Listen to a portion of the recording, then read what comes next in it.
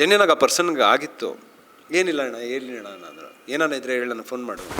ಏನು ಗೊತ್ತಾ, ಇನ್ನೊಂದು ಬುದ್ಧಿವಂತರ ಹತ್ರ ಜಾಸ್ತಿ ಕ್ವಶನ್ ಕೇಳಬಾರ್ದು. ಯಾಕಂದ್ರೆ ಅವ್ರ ಹತ್ರ ಕೌಂಟ್ರುಗಳು ಅಷ್ಟು ಚೆನ್ನಾಗಿರುತ್ತೆ. ಅವ್ರು ಆ ಮೈಂಡ್ ಸೆಟ್ಟಲ್ಲಿ ತಮಾಷೆ ಮಾಡಬೇಡ ಹೋಗೋ ಅಂದರು. ನಿಜವಾಗ್ಲೂ ಮಮ್ಮಿ 25 ಅಂದರೆ ನೋಡೋಣ ಬಿಡು ಅಂದರು. ಅದು ಯಾವುದೋ ಒಂದು ನೋಡಿದೆ ದಮ್ ಹೊಡಿತೀಯಾ ಅಂತ, ಅದ್ರದ್ದು ಕತೆ ಹೇಳಬೇಕು. And I am telling you, mark ಈ ಥರ ಎಡ್ಜ್ ಆಫ್ ದ ಸೀಟಲ್ಲೇ ಕೂತಿರ್ತೀರಾ. ಓಕೆ, ಇವಾಗ ನಾವು ಸುದೀಪ್ ಸರ್ನ ನೋಡಿರೋದಕ್ಕೂ ನೀವು ನೋಡಿರೋದಕ್ಕೂ ಬಹಳ ಡಿಫ್ರೆಂಟ್ ಅಂತೂ ಇದ್ದೇ ಇದೆ. ಸೊ ಹಂಗೆ ಪ್ರೆಸ್ ಮೀಟಲ್ಲಿ ಅವ್ರು ಹೇಳ್ತಾ ಇದ್ರು, ನಿಮ್ಮ ಲೈಫ್ ಸ್ಟೈಲೇ ಬೇರೆ, ನನ್ನ ಲೈಫ್ ಸ್ಟೈಲೇ ಬೇರೆ. ಈಗ ಯೂಶ್ವಲಿ ನಾವು ನಿದ್ರೆ ಮಾಡಿಲ್ಲ ಅಂತಂದರೆ, ಊಟ ಮಾಡಲ್ಲ ಅಂದರೆ ನಾವು ಫಸ್ಟ್ರೇಟ್ ಆಗಿಬಿಡ್ತೀವಿ, ತಿರ್ಗಾ ದಿನ ಕೆಲಸ ಮಾಡೋಕ್ಕಾಗಲ್ಲ, ಅಲ್ಲೋಗಿ ಜಗಳಗಳೆಲ್ಲ ಆಗುತ್ತೆ. ಬಟ್ ಸುದೀಪ್ ಸರ್ ಕಾಮ್ ಆಗಿರ್ತಾರೆ, ಕೂಲಾಗಿ ಎಲ್ಲದನ್ನು ಕೂಡ ಹ್ಯಾಂಡಲ್ ಮಾಡ್ತಾರೆ. ಅವ್ರದ್ದು ಲೈಫ್ ಸ್ಟೈಲ್ ಹೇಗಿರುತ್ತೆ ನೀವು ಹತ್ರದಿಂದ ನೋಡಿರೋ ಪ್ರಕಾರ? ಅವರು ಯಾವಾಗಲೂ ಅಷ್ಟೇ, ಅವರು ಒಂಥರ ಸ್ನೇಹಜೀವಿ. ಅವ್ರಿಗೆ ಫ್ರೆಂಡ್ಸ್ ಅಂದರೆ ಇಷ್ಟ. ಸೊ ಫ್ರೆಂಡ್ಸ್ಗಳ ಜೊತೆ ಇರ್ತಾರೆ, ಇಲ್ಲಾಂದರೆ ಸಡನ್ನಾಗಿ ಅವರೇ ಪ್ರಪಂಚದಲ್ಲಿ ಇರ್ತಾರೆ ಅವರು. ಯಾಕಂದರೆ ನಾನು ಅಷ್ಟು ಹೆಚ್ಚಾಗಿ ಅವ್ರ ಜೊತೆ CCL ಟೈಮಲ್ಲೆಲ್ಲ ಇದ್ದಾಗ ಕ್ರಿಕೆಟ್, ಅವರು ಒಂದು ಟೈಮಲ್ಲಿ ಒಂದೇ ಕೆಲಸ ಮಾಡೋದು. ಅಂದರೆ ಕ್ರಿಕೆಟ್ ಅಂತ ಬಂದ ಕ್ರಿಕೆಟ್ ಬಗ್ಗೆ, ಮಧ್ಯದಲ್ಲಿ ಸಿನಿಮಾ ಬಗ್ಗೆ ಮಾತಾಡ್ತಾರೆ, ಜೀವನದ ಬಗ್ಗೆ ಮಾತಾಡ್ತಾರೆ. ಈಗ ಇನ್ನೊಂದು ಏನಂದರೆ, ಇವಾಗ ಏನೋ ಡಲ್ಲಾಗಿಡ್ತೀರಿ, ಅವ್ರು ಅದು ಹೆಂಗೆ ಕಂಡುಹಿಡಿತಾರೋ ಗೊತ್ತಿಲ್ಲ. ಏನಾಯ್ತು ಅಲ್ಲೋಕೆ ಅಂತಾರೆ. ಇಲ್ಲ ಸರ್ ಏನಿಲ್ಲ, ಯಾವ ಪ್ರಾಬ್ಲಮ್ ಇದ್ರೆ ಇಲ್ಲ, ಈ ಹ್ಯಾಸ್ ದಟ್ ಎನರ್ಜಿ ಆಯಿತಾ. ಹಿಂಗೆ ನಾನು ಅವತ್ತು ಅಲ್ಲಿ ಯಾರೋ ಕೂತಿದ್ರು, ಜೆನ್ಯನಾಗಿ ಅವ್ರಿಗೆ ಪ್ರಾಬ್ಲಮ್ ಆಗಿತ್ತು ಆಯಿತಾ. ಇವ್ರು ಬಂದು ಕೇಳಿದ್ರು, ಏನಾ ಎಲ್ಲ ಓಕೆನಾ, ಯಾಕೆ ಡಲ್ ಆಗಿದೆಯಾ ಅಂದರು. ಏನಿಲ್ಲ ಅಣ್ಣ ಅಂದರು. ಜೆನ್ಯನಾಗಿ ಆ ಪರ್ಸನ್ಗೆ ಆಗಿತ್ತು. ಏನಿಲ್ಲ ಅಣ್ಣ ಏನಿಲ್ಲ ಅಣ್ಣ ಅಂದರು. ಏನಾನ ಇದ್ರೆ ಹೇಳಿ ನಾನು ಫೋನ್ ಮಾಡು ಅಂದರು. ಅಷ್ಟು ಒಂದು ಒಳ್ಳೆ ಗುಣ ಇರೋರು. ನಾನು ಲೈಕ್ ಐ ಸೆಡ್, ಅವರಲ್ಲಿ ಒಂದು ಮಗುವಿನ ಮನಸ್ಸಿದೆ ಆಯಿತಾ. ಎಲ್ಲರೂ ಸುದೀಪ್ ಸರ್ ತುಂಬ ಕೋಪಿಷ್ಟ, ನೋ ದಟ್ಸ್ ರಾಂಗ್. ಅವ್ರು ಯಾವಾಗ ಇರಿಟೇಟ್ ಆಗ್ತಾರೆ, ಸಮಥಿಂಗ್ ನಾನ್ಸೆನ್ಸ್ ಮಾತಾಡಿದಾಗ ಇರಿಟೇಟ್ ಆಗ್ತಾರೆ ಹೊರತು ಸ್ನೇಹಜೀವಿ ಅವರು. ತುಂಬ ಸ್ವೀಟ್ ಅವರು. ನನಗೆ ಯಾವತ್ತೂ ಅನಿಸಿಲ್ಲ ನನಗೆ ಆ ಥರ ಅಲ್ಲ. ನಾನು ಆ ಟೈಮಲ್ಲಿ ಕೆಂಪೇಗೌಡ ಟೈಮಲ್ಲಿ ನೋಡಿದ್ದೆ ಅವ್ರದ್ದು ಒಂದು ಕೋಪನ. ಅಂದರೆ ಸೆಟ್ಟಲ್ಲಿ ಏನೋ ಆ ಟೈಮಲ್ಲಿ ನಮ್ಗೆ ಅದು ಸಿಗ್ತಿಲ್ಲ, ಅವ್ರು ಏನೋ ಹೇಳಿರ್ತಾರೆ ಪ್ರಾಪ್ಸ್ ಏನೋ ಅದು ಬಂದಿಲ್ಲ ಅಂದಾಗ ರಪ್ ಅಂತ ಒಂದು ವಾಕಿ ಟಾಕಿ ನಂಬಿಡ್ತು. ನಾನು ಫಸ್ಟ್ ಟೈಮ್ ಏನು ಸುದೀಪ್ ಸರ್ನ ನಾನು ಅಯ್ಯೋ ನಾಳೆ ನನ್ನ ಶೂಟಿಂಗ್ ಫಸ್ಟ್ ಟೈಮ್ ಬಂದಾಗ ನನಗೆ ಅದು ಭಯ ಇತ್ತು. ಬಟ್ ಅವ್ರು ಎಷ್ಟು ಕಂಫರ್ಟಬಲ್ ಮಾಡಿದ್ರು ಅಂದರೆ ಖುಷಿಯಾಗಿ ನಾವು ಕೆಲಸ ಮಾಡಿದ್ರಿ ಮೇಡಮ್. ಓಕೆ, ಅವ್ರ ಜೊತೆಗಿನ ನಿಮ್ಮ ಈ ಒಂದು 10 ವರ್ಷದ ಒಡನಾಟ ಹೇಗಿತ್ತು? ಯಾಕೆಂದರೆ ಕ್ರಿಕೆಟಲ್ಲೂ ಕೂಡ ಭಾಗಿಯಾಗಿದ್ರಿ. ಒಂದು ಕಡೆ ಬಿಗ್ ಬಾಸ್ ಅಂತ ಬಂದ, ಒಂದು ಕಡೆ ಬಿಗ್ ಬಾಸು, ಒಂದು ಕಡೆ ಸಿನಿಮಾ, ಒಂದು ಕಡೆ ಕ್ರಿಕೆಟು, ಒಂದು ಕಡೆ ಫ್ಯಾಮಿಲಿಗೂ ಕೂಡ ಅಷ್ಟೇ ಟೈಮ್ ಕೊಡ್ತಾರೆ. ಇದನ್ನೆಲ್ಲ ನೋಡಿದ್ರೆ ಏನು ಅನಿಸುತ್ತೆ ನಿಮಗೆ? ಲೈಫ್ನ ಹೆಂಗೆ ಬ್ಯಾಲೆನ್ಸ್ ಮಾಡಬೇಕು ಅನ್ನೋದು ಅವ್ರ ಹತ್ರ ನಾನು ಕಲಿತೆ. ನಾನು ಒಂದು ಪಾಯಿಂಟಲ್ಲಿ ಒಂದಷ್ಟು ವರ್ಷದಿಂದ ನೈಟ್ ಶಿಫ್ಟಲ್ಲಿ ಕೆಲಸ ಮಾಡುವೆ ನಾನು MNC ಕಂಪ್ನಿಯಲ್ಲಿ. ಆಗ ಫ್ಯಾಮಿಲಿ ಜೊತೆ ನಾನು ಟೈಮೇ ಕೊಡ್ತಾ ಇರಲಿಲ್ಲ ನಾನು. ಆಮೇಲೆ ಅಪ್ಪನಿಗೆ ಹೆಲ್ತ್ ಇಶ್ಯೂ ಆದಾಗ ನನಗೆ ಅದು ರಿಯಲೈಸ್ ಆಯಿತು. It's very important, whether it's friends, family, your loved once, ನೀವು ಕೊಡಬೇಕು ಅವ್ರಿಗೆ. ಯಾರ್ಯಾರಿಗೆ ಏನೇನು ಯಾವ್ಯಾವ ಟೈಮ್ ಕೊಡಬೇಕು. ಏನು ಗೊತ್ತಾ, ಲೈಫ್ ಯಾವಾಗ ಬ್ಯೂಟಿಫುಲ್ ಆಗಿರುತ್ತೆ ಅಂದರೆ, ನೀವು ಪ್ರೀತಿಸೋರ ಜೊತೆ ನೀವು ಆ ಟೈಮ್ ಮತ್ತೆ ಸಿಗಲ್ಲ ಮೇಡಮ್. ಟೈಮು ಇವಾಗ ನಾವು ಮಾತಾಡ್ತಿರೋದು ಪಾಸ್ಟೇ. ಇಲ್ಲಿ ಮಾತು ಮುಗಿಸಾದ್ಮೇಲೆ ಇಟ್ಸ್ ಅ ಪಾಸ್ಟ್. ಸೊ ನಾನು ಸುದೀಪ್ ಸರ್ನ ನೋಡಿದ್ರೆ ಈ ಸ್ಟೇ ಇನ್ ಪ್ರೆಸೆಂಟ್. ಅವ್ರ ಫ್ಯೂಚರ್ ಬಗ್ಗೆ ಯೋಚನೆ ಮಾಡಲ್ಲ, ಪಾಸ್ಟ್ ಬಗ್ಗೆ ಯೋಚನೆ ಮಾಡಲ್ಲ. ನಾನು ಇವಾಗ ಚೆನ್ನಾಗಿದ್ದೀನಿ, ನಾನು ನಮ್ಮವ್ರನ್ನ ಚೆನ್ನಾಗಿ ನೋಡ್ಕೊಳ್ತಾ ಇದ್ದೀನಿ, ನನ್ನ ಫ್ಯಾಮಿಲಿಗೆ ಟೈಮ್ ಕೊಡ್ತಾ ಇದ್ದೀನಿ. ಅದೆಲ್ಲ ತುಂಬ ಚೆನ್ನಾಗಿ ಬ್ಯಾಲೆನ್ಸ್ ಮಾಡ್ತಾರೆ. So and that's a beauty. ಅದೆಲ್ಲ ನೋಡಿ ಅಡಾಪ್ಟ್ ಮಾಡ್ಕೊಬೇಕು ಲೈಫಲ್ಲಿ. ಯಾಕಂದರೆ ಅವರಿರೋ ಬ್ಯುಸಿ ಶೆಡ್ಯೂಲ್ಗೆ ಹುಡುಗಾಟದ ಮಾತಲ್ಲ. ಬಿಗ್ ಬಾಸಲ್ಲಿ 12 ಅವರ್ ನಿಂತ್ಕೊಳ್ತಾರೆ, ನೆಕ್ಸ್ಟ್ ಡೇ ಶೂಟಿಂಗ್ ಬರೋರು. ನನಗೆ I use to feel bad ಆಯಿತಾ. ಅಲ್ಲಿ ಮತ್ತೆ ನೆಕ್ಸ್ಟ್ ಡೇ ಕ್ರಿಕೆಟ್ ಪ್ರಾಕ್ಟೀಸ್ ಮಾಡೋಣ ಬಾನೋರು ಗೊತ್ತಲ್ವಾ. ಅದು ಕೇಳಿದ್ರೆ ಅದಕ್ಕೆ ಉತ್ತರ ಏನು ಬರುತ್ತಂತನೂ ಗೊತ್ತು. ಅದಕ್ಕೆ ಒಂದು ಲುಕ್ ಕೊಡ್ತಾರೆ ಹಿಂಗೆ. ಕೆಲವೊಂದು ಅವ್ರ ಲುಕ್ಕಲ್ಲೇ ನನಗೆ ಅರ್ಥ ಆಗ್ಬಿಡೋದು. ನಾನು ಏನು ಗೊತ್ತಾ, ಇನ್ನೊಂದು ಬುದ್ಧಿವಂತರ ಹತ್ರ ಜಾಸ್ತಿ ಕ್ವಶನ್ ಕೇಳಬಾರ್ದು. ಯಾಕಂದ್ರೆ ಅವ್ರ ಹತ್ರ ಕೌಂಟ್ರುಗಳು ಅಷ್ಟು ಚೆನ್ನಾಗಿರುತ್ತೆ. ನಾನು ಸ್ವಲ್ಪ ನೋಡಿದ್ದೀನಲ್ಲ,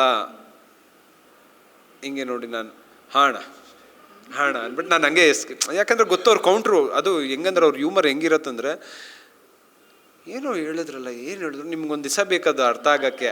ಸೊ ಅದಕ್ಕೆ ನಾನೇನು ಮಾಡಿಬಿಡ್ತೀನಿ, ಬೇಡ ನಾವು ಈ ಆಟಕ್ಕೆ ಬರಲ್ಲ, ನಾವು ಸೇಫಾಗಿ ನಾನು ಓಕೆ ಬಟ್ ಏನಾನ ಇತ್ತಂದ್ರೆ ಕೇಳ್ತೀನಿ. ಆ್ಯಂಡ್ ಹಿಲ್ ಎಕ್ಸ್ಪ್ಲೈನ್ ಇಟ್, ಏನು ಬೇಜಾರಿಲ್ದಿರ ಒಂಥರ ಹ್ಯೂಮರಸ್ ಆಗಿ ಹೇಳ್ತಾರೆ. ಇಲ್ಲ ತುಂಬ ಸೀರಿಯಸ್ ಟಾಪಿಕ್ ಇದ್ದರೆ ಇಲ್ ಟೆಲ್ ಲೈಫ್ ಬಗ್ಗೆ, how you have to balance ಏನು ಅದೆಲ್ಲ. It's a wonderful experience. Okay, Priya ma'am ಏನಾದರೂ ಸೆಟ್ಟಿಗೆ ಬರ್ತಾ ಇದ್ರಾ? ಇಲ್ಲ ಪಾಪ, ಒಂದು ದಿವಸನೂ ಬಂದಿಲ್ಲ ಪ್ರಿಯಾ ಮ್ಯಾಮು. ಆ್ಯಂಡ್ ನಾವು ರೀಸೆಂಟಾಗಿ ನಮ್ಮದು ಪ್ರೆಸ್ ಮೀಟ್ ಆಯ್ತಲ್ಲ, ಆಗ ಪ್ರಿಯಾ ಮೇಡಮ್ ಸಿಕ್ಬಿಟ್ಟು ಚೆನ್ನಾಗಿ ಮಾಡಿದ್ಯಾ ಅಂತ ಹೇಳ್ತಾರೆ ಸುದೀಪು ಅಂದರು. C it's a good thing ಅಲ್ಲ. ಸೊ ಅವ್ರು ಶೇರ್ ಮಾಡ್ತಾರೆ ಎಲ್ಲ, ಸುದೀಪ್ ಸರ್ ಪ್ರಿಯಾಕ್ಕ ಹತ್ರ ಎಲ್ಲ ಶೇರ್ ಮಾಡ್ತಾರೆ. ಅವರು ಸಖತ್ ವಂಡರ್ಫುಲ್ ಹ್ಯೂಮನ್ ಬೀಯಿಂಗ್. ಯಾವುದೇ ರೀತಿಯಾದ she is also one of the ಪ್ರೊಡ್ಯೂಸರೇ ಅಲ್ವಾ. ಹೌದು, ಯಾವತ್ತು ಒಂದು ದಿವಸ ಸೆಟ್ಟಿಗೆ ಬಂದಿಲ್ಲ, ಏನಿಲ್ಲ. ಸುದೀಪ್ ಸರ್ ಅಪ್ಡೇಟ್ ಮಾಡೋರು. ಏನಾಯ್ತಂದ್ರೆ ಇವತ್ತು ಈ ಸೀನ್ ಮಾಡ್ತೀನಿ ನೋಡಿಲ್ಲಿ, ನಾನೇನಾನ ಅಲ್ಲಿ ಸೆಟ್ಟಿಗೆ ಬಂದರೆ ನೋಡಿ ಯಾರಿದ್ದಾರೆ, ಪ್ರತಾಪ ಇದ್ದಾರೆ ನೋಡು ಅಂತ ಒಂಥರ ಮಗು ಥರ ಆಗ್ಬಿಡೋರು, ವೀಡಿಯೋ ಕಾಲ್ ಮಾಡಿಕೊಂಡು. ಇಟ್ಸ್ ಖುಷಿ ಕೊಡುತ್ತದೆಲ್ಲ ನೋಡಿದಾಗ. ಓಕೆ, 25th ಮಾರ್ಕ್ ಬರ್ತಾ ಇದೆ. Obviously Sudeep sir fans mark ಮಾಡ್ಕೊಂಡು ಬಿಟ್ಟಿದ್ದಾರೆ, ಯಾವಾಗ ರಿಲೀಸ್ ಆಗುತ್ತೆ ಅಂತ ವೆಯ್ಟ್ ಮಾಡ್ತಾ ಇದ್ದಾರೆ. ಇವಾಗ ಒಂದು ವರ್ಷಕ್ಕೊಂದು ಸಿನಿಮಾ ಅಂತ ಬಂದಾಗ ಲಾಸ್ಟ್ ಇಯರು ಸೇಮ್ ಡೇಟ್ಗೆ ಮ್ಯಾಕ್ಸ್ ಬಂದಿತ್ತು, ಇವಾಗ ಮಾರ್ಕ್ ಬರ್ತಾ ಇದೆ. ಒಂದು ಕಡೆ ಫ್ಯಾನ್ಸ್ಗೂ ಖುಷಿ ಆಗ್ತಾ ಇದೆ, ಒಂದು ಕಡೆ ಸಿನಿಮಾ ಪ್ರೇಕ್ಷಕರಿಗೂ ಖುಷಿ ಆಗ್ತಾ ಇದೆ. ಏನು ಹೇಳೋಕ್ಕೆ ಇಷ್ಟಪಡ್ತೀರಾ? ಫಸ್ಟ್ಲಿ ನಾನು ಸುದೀಪ್ ಸರ್ಗೆ ಮಾತು ಹೇಳಿದ್ದೆ. ನಾನು ಅವತ್ತು ಸೆಟ್ಟಲ್ಲಿ ನಾವು ಇನ್ನೇನು ಶೂಟಿಂಗ್ ಎಲ್ಲ ಮುಗಿತಿರ್ಬೇಕಾರೆ, ಅಣ್ಣ ನಮ್ಮ ತಾಯಿದು ಒಂದು ಕಂಪ್ಲೇಂಟ್ ಇದೆ, ನೀವೇನಕ್ಕೆ 2 ವರ್ಷಕ್ಕೊಂದು ಸಿನಿಮಾ ಮಾಡ್ತೀರಾ ಅಂತ. ಬರೀ ನಮ್ಮ ತಾಯಿದು ಅಲ್ಲ, ಸುಮಾರು ಜನ ತಾಯಿಂದಿರ್ದಿದ್ವು ಇದೆ. ನಾವು ಬರೀ ಬಿಗ್ ಬಾಸಲ್ಲಿ ನೋಡ್ತಾ ಇದ್ದೀರಿ, we want to see on big screen also. ಏನಕ್ಕೆ ಅಂತ ಕೇಳ್ತಾಯಿದ್ರು. ನಾನು ಅವಾಗ ಹೇಳಿದ್ದೆ, ನಾನು ಇನ್ನು ನೆಕ್ಸ್ಟ್ 4 ತಿಂಗಳಲ್ಲಿ ಬರ್ತೀರಿ ನೋಡಿ, ಮಾರ್ಕ್ ಅಂತ ಬರುತ್ತೆ 4 ತಿಂಗಳಲ್ಲಿ ಅಂತ ಹೇಳಿದಾಗ ನಮ್ಮ ಮೇ ಅಂದರು, ಎಲ್ಲಿ 3 ವರ್ಷದಿಂದ ಇಲ್ಲ ಶೂಟಿಂಗ್ ಇವಾಗ ಮಾಡ್ತೀರಾ. ನಮ್ಮಮ್ಮನಿಗೆ ಪಾಪ ಸಿನಿಮಾ ನಾಲೆಜ್ ಇಲ್ಲ, ಅವ್ರಿಗೇನು ಇವಾಗ ನಾನು ಮಾಡೋ ಸಿನಿಮಾನೇ 2 ವರ್ಷ ಆಗುತ್ತಲ್ಲ ರಿಲೀಸ್ ಆಗೋಕ್ಕೆ. ಅವ್ರು ಆ ಮೈಂಡ್ ಸೆಟ್ಟಲ್ಲಿ ತಮಾಷೆ ಮಾಡಬೇಡ ಹೋಗೋ ಅಂದರು. ನಿಜವಾಗ್ಲೂ ಮಮ್ಮಿ 25ಕ್ಕೆ ಅಂದರೆ ನೋಡೋಣ ಬಿಡು ಅಂದರು. ಸೊ ಅವಾಗ ನಾನು ಸುದೀಪ್ ಸರ್ಗೆ ಹೇಳಿದೆ, ನಾನು ಸರ್ ನೀವು ವರ್ಷಕ್ಕೆ ಈ ಥರದ್ದು ಒಂದು ಸಿನಿಮಾ ಮಾಡಿ ಸರ್, ಒಂದು ಲಾರ್ಜ್ ಸ್ಕೇಲ್ ಸಿನಿಮಾ ಬಂದಾಗ it will take time. Set ಇವಾಗ BRB it's a huge set, ತುಂಬ ಅದಕ್ಕೆ ಟೈಮ್ ಬೇಕು.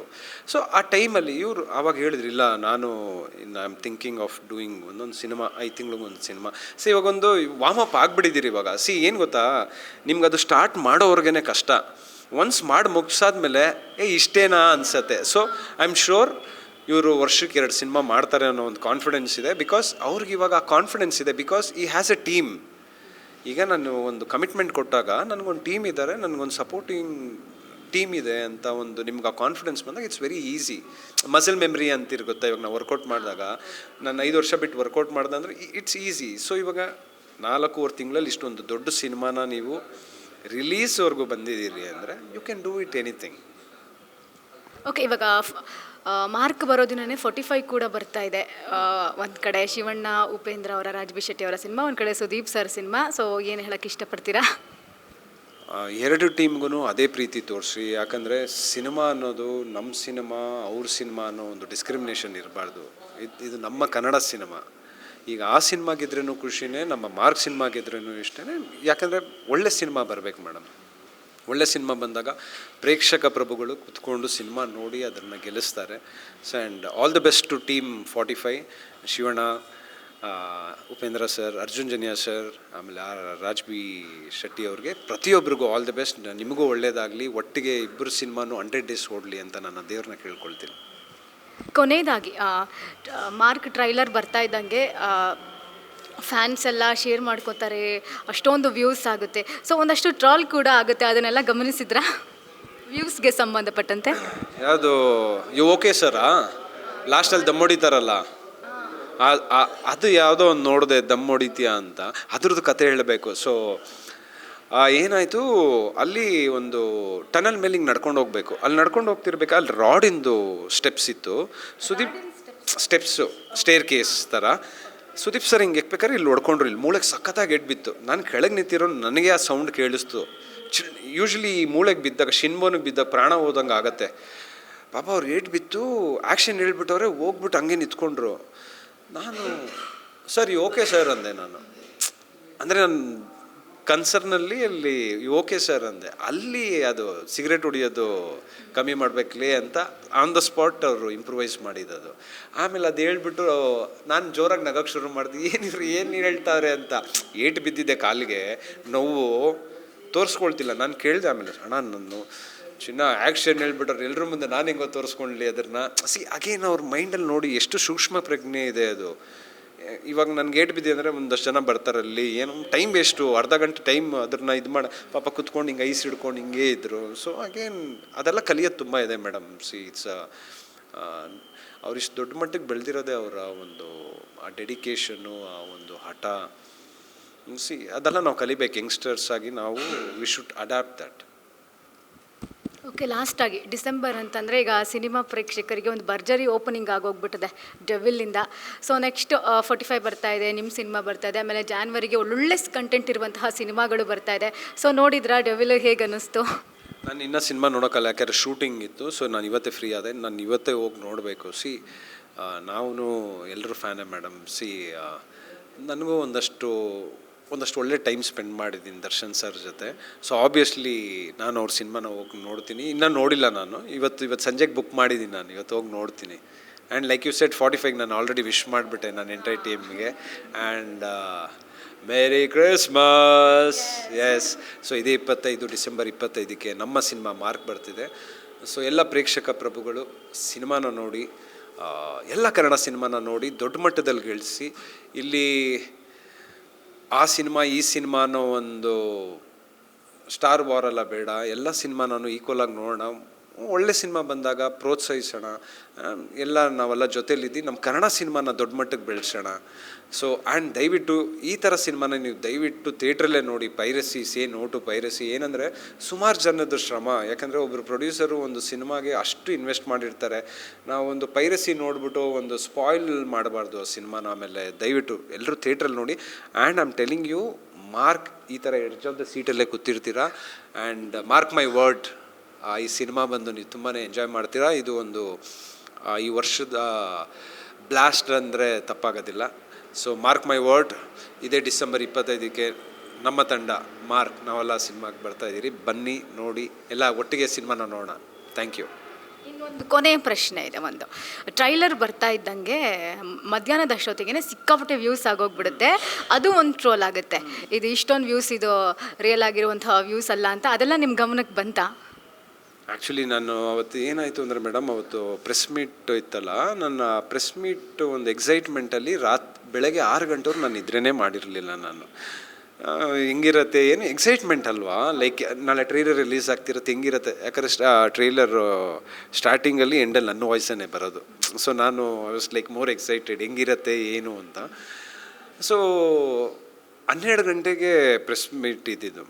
ನಾನು 12:15 ಬಂದೆ. ನಾನು ಫಸ್ಟ್ ಆಫ್ ಆಲ್ ಲೇಟಾಗಿ ಹೋಗಿತ್ತು. 10:30 11 ಗಂಟೆಗೆ ಇದ್ದೆ. ನಾನು 6 ಗಂಟೆಗೆ ಯಾವುದೋ ಒಂದು ಗ್ಯಾಪಲ್ಲಿ ಹಿಂಗೆ ಮನಗ್ಬಿಟ್ಟಿದ್ದೀನಿ. ನನ್ನ ಏನಾಗ್ತಿದೆ ಗೊತ್ತಿಲ್ಲ. ನಾನು ಅಲ್ಲಿ ಟ್ರೇಲರ್ ಇದು ಮಾಡಿದಾಗ ಕರೆದಿದ ತಕ್ಷಣ ಸ್ಟೇಜ್ ಮೇಲೆ ಕರೆಸ್ಬಿಟ್ರು. ನನ್ನ ಗಾಬರಿಯಲ್ಲೇ ಹಾರ್ಟ್ ಬೀಟಲ್ಲೇ ನಾನು ಅಲ್ಲಿ ಏನು ಮಾತಾಡಿದೆ ಅಂತಲೂ ಗೊತ್ತಿಲ್ಲ. ನಾನು ಅಲ್ಲಿ ಬಂದಿದ ತಕ್ಷಣ ನಾನು ಫಸ್ಟೇ ಹೇಳ್ಬಿಟ್ಟೆ, ನಾನು ನಿಜ ಹೇಳ್ಬಿಟ್ಟೆ, ನಾನು ಹಿಂಗೆ ನಿದ್ರೆ ಹೊಡೆದ್ಬಿಟ್ಟಿದೆ ಅಂತಲ್ಲ. ಸೊ ಅಗೇನ್ ತುಂಬ ಆ್ಯಕ್ಚುಲಿ ತುಂಬ ಮಾತುಕತೆ ನಡೀತಿದೆ. ಲೈಕ್ ಬರೀ ಇಲ್ಲೇ ಅಲ್ಲ, ಬೇರೆ ಕಡೆಯಿಂದ ನನ್ನ ಫ್ರೆಂಡ್ಸ್, ಚೆನ್ನೈ, ಹೈದರಾಬಾದಿಂದೆಲ್ಲ ನನ್ನ ಫ್ರೆಂಡ್ಸು, ನೀನು ಮಾಡಿದ್ಯಾ ಸಿನಿಮಾ ಅಂತ, ಇಲ್ಲೂ ಚೆನ್ನಾಗಿದೆ ರೆಸ್ಪಾನ್ಸ್ ಅಂದಾಗ ಇಟ್ಸ್ ಅ ಖುಷಿ ಅಲ್ವಾ. ನಾನು ಈ ಸಿನಿಮಾಲಿ ಒಂದು ಪಾತ್ರದಲ್ಲಿ ಮಾಡಿದಾಗ ಒಂದು ಎಕ್ಸೈಟ್ಮೆಂಟ್ ಇದೆ ಮೇಡಮ್. ಅಂದರೆ ವ್ಯೂಸ್ನ ನೋಡಿಬಿಟ್ಟು ಇದು ರಾಗ್ ಇರುವಂತಹ ವ್ಯೂಸ್ ಅಲ್ಲ, ಲೈಕ್ ಆ ಥರ ಜೆನ್ಯೂನ್ ತುಂಬ ಚೆನ್ನಾಗಿ. ಆ್ಯಕ್ಚುಲಿ ಅದೇ ಹೇಳ್ತಾ ಇಲ್ವಾ, ಅದಕ್ಕೆ ನಾನು ಹೇಳಿದ್ದು ಚೆನ್ನೈ, ಹೈದರಾಬಾದಿಂದ. ಸೊ ನನಗೆ ಅಲ್ಲಿಂದ ಬಂದಾಗ ನನಗೆ ಓಕೆ ಇದು ಜೆನ್ಯೂನ್ ಆಗಿ ಆಗಿರೋದು. ಇಲ್ಲಾಂದರೆ ಅಲ್ಲಿಂದ ನನಗೇನಕ್ಕೆ ಫೋನ್ ಬರುತ್ತಲ್ವಾ. ಸೊ ತುಂಬ ಜೆನ್ಯೂನ್ ಆಗಿ ಎಲ್ಲ ನಡೀತಿದೆ madam. Okay, thank you so much. Okay, ನೋಡಿದ್ರಲ್ವಾ, ನಾವಂತೂ ಮಾರ್ಕ್ ಮಾಡ್ಕೊಂಡಿದ್ದೀವಿ ಡಿಸೆಂಬರ್ 25. ನೀವು ಕೂಡ ಮಾರ್ಕ್ ಮಾಡ್ಕೊಂಡಿದ್ದೀರಿ ಅಂತ ನಾನು ಭಾವಿಸ್ತೀನಿ. ಕ್ಯಾಮ್ರಾ ಪರ್ಸನ್ ಅರುಣ್ ಜೊತೆಗೆ ಪಲ್ಲವಿ ಎನ್ ರಾಜ್, ಕನ್ನಡ ಪಿಕ್ಚರ್.